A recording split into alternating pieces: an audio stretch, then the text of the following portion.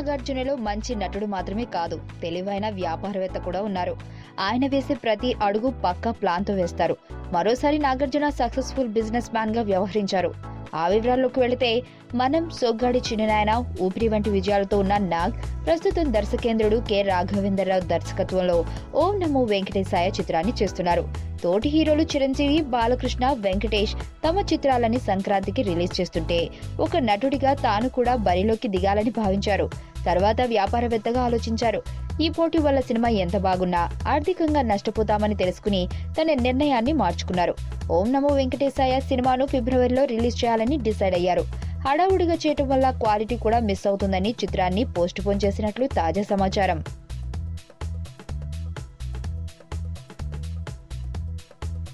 మరణం దేహానికే గాని ఆత్మకు కాదని భగవద్గీత చెప్తుంది.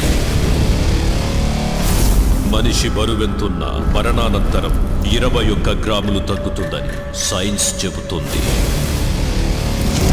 అంటే ఆ 21 గ్రామ్స్ బరువు